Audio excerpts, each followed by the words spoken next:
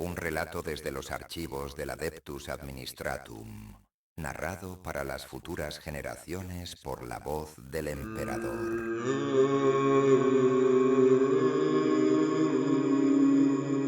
Gloria eterna al emperador de la humanidad. Que estas palabras sirvan como advertencia para todos los fieles, como crónica de una tragedia sin igual. Esta es la historia del más grande de los guerreros, el más brillante de los hijos del emperador, cuya caída desencadenó la guerra más devastadora que la galaxia haya conocido, la herejía de Horus. Los registros aquí narrados provienen del códice titulado Falsos Dioses, segunda entrega de la saga de la herejía, donde el señor de la guerra Horus, amado por millones, comienza su descenso hacia la condenación. Que el recuerdo de su traición permanezca imborrable. En esta crónica detallada desentrañaremos cada momento clave, cada decisión que desvió el curso del destino, cada susurro oscuro que se filtró en el corazón de la más noble de las legiones. Este relato no busca redención, busca la verdad.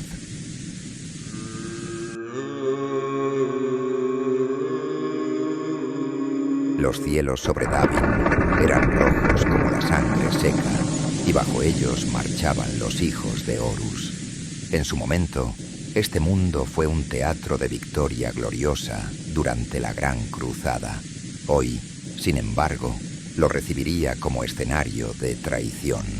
Horus Lupercal, el favorito del emperador, comandante supremo de las legiones Astartes, descendía con su séquito sobre el suelo que alguna vez conquistó. A su alrededor, los capitanes de su legión, Ezekiel Abaddon, Tarik Torgadon, Horus Aximan, Garbiel Loken, formaban la guardia de honor. Pero entre ellos, la lealtad comenzaba a agrietarse como cerámica antigua. La presencia del capellán Erebus, de los portadores de la palabra, resultaba incómoda para muchos. Había algo en su forma de hablar, en su tono pausado, que no inspiraba devoción, sino sospecha. Loken, cada vez más escéptico, no dejaba de observar los cambios sutiles en la conducta de sus hermanos. Las logias guerreras, supuestas fraternidades de camaradería, ahora parecían cofradías herméticas, donde se hablaba en susurros y se ocultaban símbolos extraños. Petronella Víbar, rememoradora noble enviada desde Terra, caminaba entre los guerreros como testigo privilegiada, tomando notas y absorbiendo cada matiz del glorioso y oscuro destino que se tejía frente a sus ojos. Ella veía en Horus algo más que un líder. Lo veía como un semidios, la encarnación de la voluntad del emperador. Pero incluso su pluma comenzaba a temblar ante los acontecimientos que estaban por desatarse. Davin, ese mundo polvoriento y olvidado, ahora ardía en las memorias de quienes una vez lo subyugaron. Pero algo no estaba bien. Informes contradictorios hablaban de una plaga que se había desatado, de soldados zombificados, de rituales extraños. Erebus insistía, había que limpiar el planeta, y Horus, tal vez impulsado por orgullo, por honor o por algo más, aceptó. Así comenzó la marcha hacia la trampa.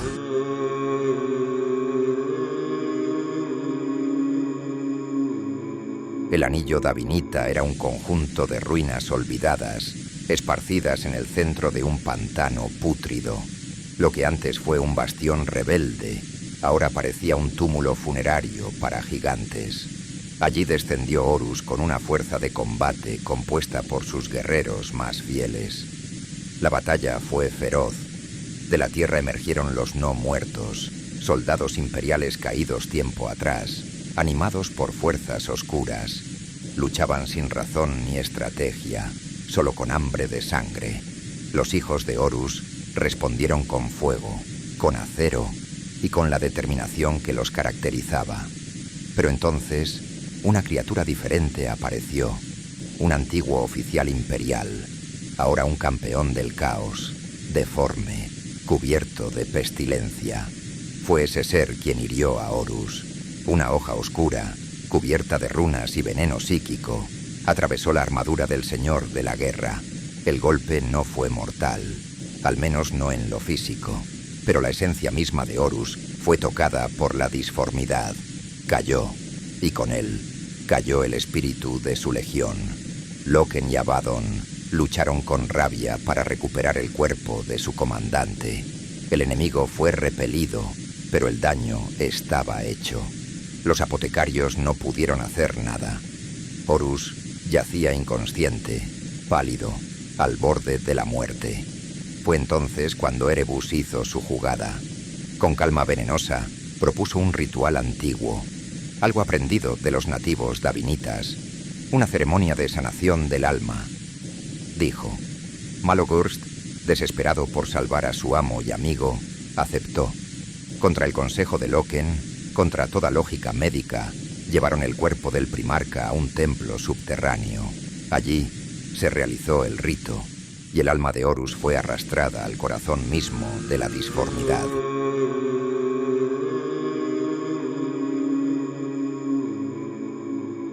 Mientras su cuerpo permanecía inmóvil en el templo davinita, el alma de Horus fue arrastrada a través del velo de la realidad.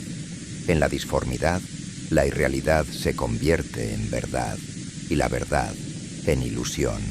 Allí, el Señor de la Guerra se encontró rodeado de un torbellino de visiones, escenas fragmentadas del pasado, del presente y del futuro. Los dioses del caos lo esperaban, pero no se revelaron como monstruos ni como enemigos. Aparecieron como guías, como sabios antiguos que le mostraron la supuesta verdad que el emperador le había negado. Le revelaron que su padre, el emperador de la humanidad, planeaba elevarse como Dios, traicionando los ideales de la Gran Cruzada. Le mostraron la construcción del trono dorado en Terra, la adoración que se extendía en su nombre, y el olvido al que serían condenados los primarcas. Le dijeron, no eres un sirviente, eres un conquistador. No estás hecho para arrodillarte, sino para gobernar. Y Horus dudó. El orgullo que siempre había controlado ahora fue alimentado con veneno disfrazado de revelación. Vio a sus hermanos riendo a sus espaldas, a Leman Russ dispuesto a matarlo, a Guilliman y Dorn ya asumiendo el futuro imperio sin él. Vio a su padre abandonándolo, encerrado en Terra, y finalmente vio un futuro donde él era olvidado, reducido a un pie de página en la historia imperial. Esa idea fue la semilla final. Los dioses no lo forzaron, le ofrecieron, y Horus aceptó, no como esclavo, sino como aliado, como el nuevo señor de la humanidad. A cambio, juró hacer arder la galaxia. En el mundo real, sus ojos se abrieron, y el fuego de la disformidad brillaba en ellos.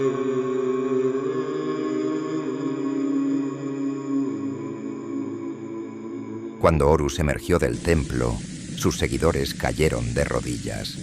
No porque así lo ordenara, sino porque lo sintieron. Algo había cambiado. El Señor de la Guerra seguía allí, pero algo más había despertado dentro de él. Abaddon lo notó primero. La voz de Horus ahora era más grave, cargada de poder latente. Sus palabras ardían con convicción. Su mirada ya no buscaba guía en los ideales del emperador. Ahora guiaba él, con una fe inquebrantable en sí mismo. Convocó al Murnival. Loken escuchó en silencio, pero dentro de él algo se quebró. Ya no era el mismo Horus que había liderado Ulanor. El Horus que hablaba ahora, hablaba de un nuevo orden, de romper las cadenas impuestas por Terra, de liberar a la humanidad, aunque eso significara destruirla primero. Erebus observaba con satisfacción. Sabía que la semilla había germinado, y Malogurst, fiel pero ciego, creía ver a su señor más fuerte que nunca, sin notar el veneno que ya recorría sus venas. Las logias se transformaron en cultos. Los juramentos fueron renovados, no en nombre del emperador, sino en nombre del Lupercal. El imperio no lo sabía aún, pero su mayor héroe ya era su peor enemigo.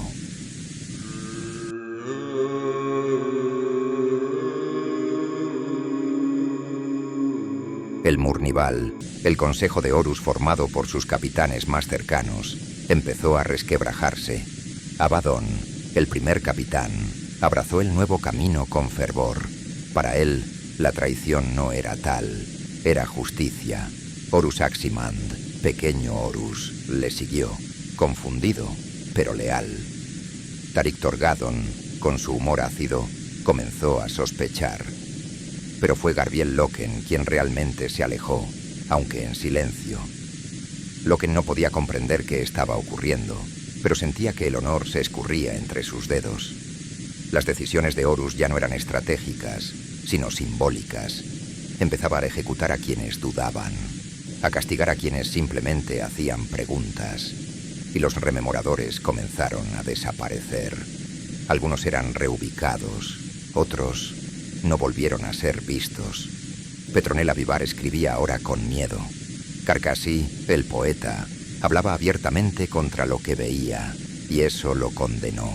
Loken intentó advertir a sus hermanos, pero ya era demasiado tarde.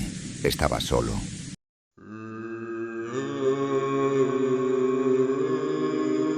El cambio ya no podía ser ocultado. Horus, renacido bajo el fuego de los dioses oscuros, comenzó a mover sus piezas. Su primer objetivo fue la lealtad. Tenía que asegurarla, sin importar el costo. Reunió a los comandantes de la flota y proclamó su nuevo propósito. No servía más a Terra, sino a un nuevo orden. Las palabras fueron elegidas con precisión quirúrgica. Hablaba de justicia, de libertad, de una galaxia sin la tiranía del emperador. Algunos se sintieron inspirados, otros aterrados. Muchos fingieron aceptar, mientras temían por sus vidas. Erebus se movía entre ellos como un sacerdote siniestro, consolidando la fe en los poderes que ahora amparaban a la Legión. Las logias ya no eran secretos, eran rituales, sacrificios discretos, pactos susurrados. Pero no todos cedieron. Loken, cada vez más aislado, descubrió que sus hermanos estaban cambiando no solo en pensamiento, sino en alma. Los que una vez fueron sus camaradas, ahora lo veían con desconfianza. Torgadon, aunque aún bromista, comenzó a callar más seguido. Y Malogorst, siempre fiel, comenzó a actuar como un guardián, no un servidor. Mientras tanto, la purga comenzó. Aquellos oficiales que se rehusaban a aceptar el nuevo camino eran retirados, exiliados o ejecutados bajo acusaciones de incompetencia o traición.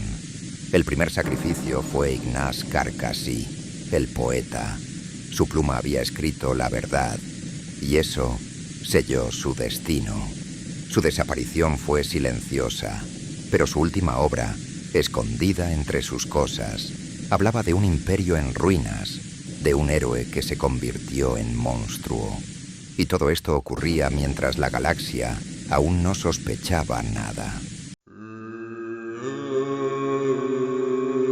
Desde Davin, Horus extendió sus órdenes a las otras legiones. Su plan tomaba forma. No bastaba con rebelarse. Tenía que controlar las comunicaciones, desinformar, sembrar dudas.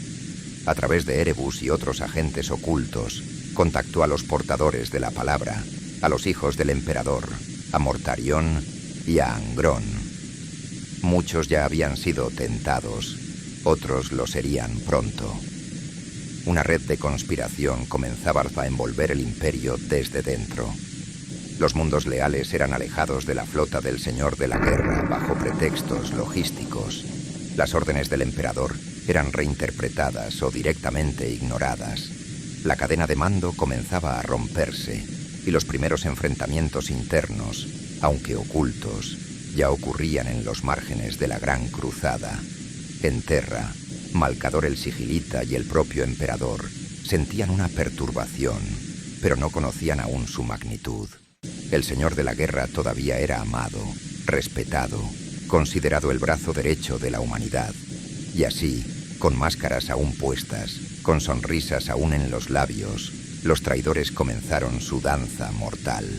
La herejía de Horus no comenzó con un disparo, comenzó con un susurro, con una visión, con una elección, y con ella, el destino de la humanidad cambió para siempre. Que estas palabras, registradas en los archivos de la voz del emperador, sirvan como recuerdo y advertencia.